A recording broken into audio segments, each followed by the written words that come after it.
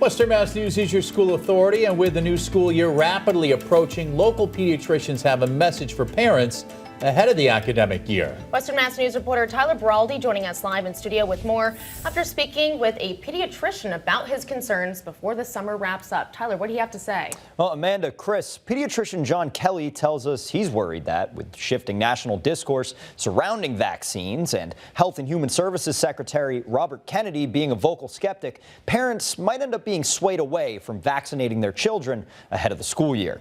What currently is going on, from what I understand, isn't based upon science. Unfortunately, it can be based upon, in my opinion, other things like politics, which are inappropriate in medicine.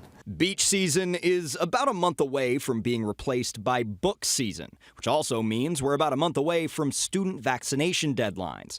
And with Health Secretary Robert Kennedy removing all 17 members of the Advisory Committee on Immunization Practices, pediatrician John Kelly fears that parents may be confused if the ACIP vaccination recommendations change. The American Academy of Pediatrics recently has told us pediatricians that they're going to be carefully watching what the ACIP does.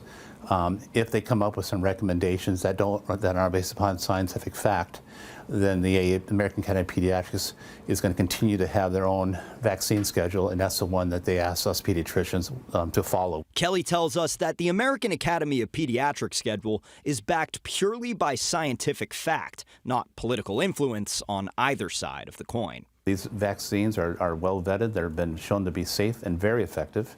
They prevent diseases that none of us have ever seen. I mean, I have not seen a case of measles in my whole career. And he claims he has the real-world experience to prove it.